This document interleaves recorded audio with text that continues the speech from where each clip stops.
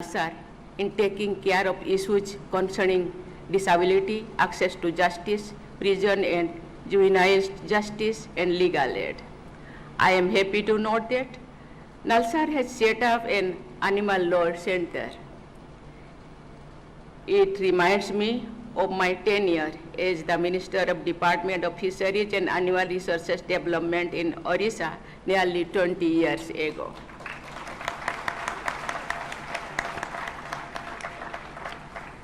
There I had realized that there must be widespread efforts to sensitize people about protection and welfare of animals. I expect the younger generations to protect animals and birds, trees and water bodies, well-being of the community. Such animal law center, I had realized that there must be widespread efforts to sensitize people about protection and welfare of animals. I expect the younger generations to protect animals and birds, trees and water bodies as necessities for well-being of the humanity. Nalsar's Animal Law Center is a good step in that direction. I am glad that this university is also focusing on artificial intelligence as an area of study. In the global legal scenario, jurists and judges are seized with the matter of consulting with algorithm for evaluating parties in the disputes. As future legal professionals, the students passing out today should be prepared to deal with rapid changes induced by technology. They should use technology as a tool for professional advancement and also as a means of social justice. Dear students, for a great country like ours, a sense of history erodes national pride and aspirations. Democratic traditions and practices of ancient India were highlighted by Dr. B.R. Ambedkar in his concluding speech at the Constituent Assembly. The system for administration of justice reflects the prevailing social and cultural environment of a society. Nearly 2,300 years ago, the ambassador from Macedonia in the court of Chandragupta Maurya, Megasthenes Maurya's minister Chanakya, in the celebrated work Arthashastra, had advised that a bench of 3 magistrates be set up for every 10 villages with higher courts in districts and provinces. A bench of judges was preferred to individual judges. Arthashastra enumerates the high standards set for the officers responsible for administration of justice. It also suggests that no private meetings should be allowed between judges and litigants until cases were settled. Impartial administration of justice was given utmost importance. A rich corpus of legal literature was developed in different parts of ancient India. One of the most important legal references, the Apastamba Sutra, is said to have been written in this very Deccan region. Dear students, I have shared these historical details with you to remind you of the high legal traditions of our country. Our proven excellence in the past will inspire you to rediscover our collective genius. Father of the nation, Mahatma Gandhi gave up a successful legal career to fight for justice on a much larger scale.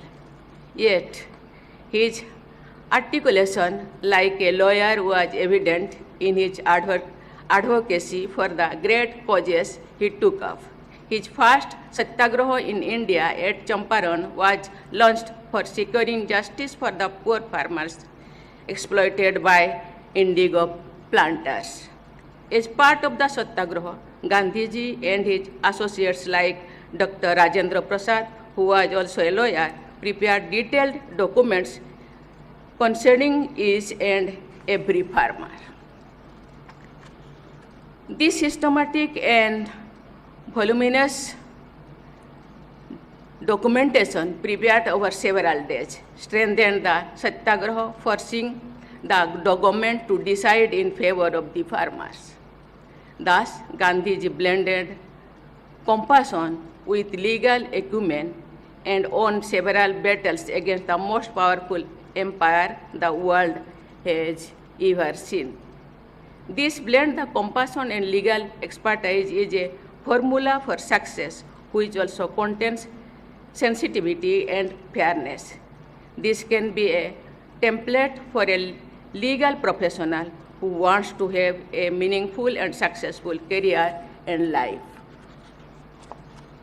Our Constitution contains the ideal of our freedom struggles, namely justice, liberty, equality, and fraternity. The ideal of equality enshrined in the preamble and fundamental rights also finds expression in one of the directive principles of state policy concerning delivery of justice.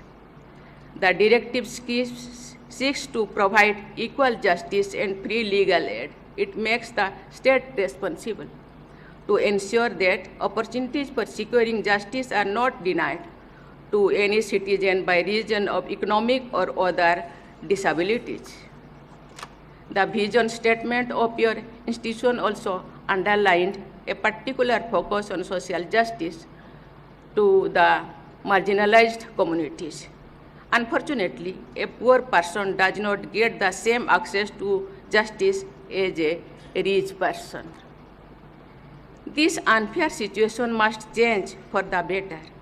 I expect your generation of legal professionals to be the change agents. Dear students, advocates are officers of the courts.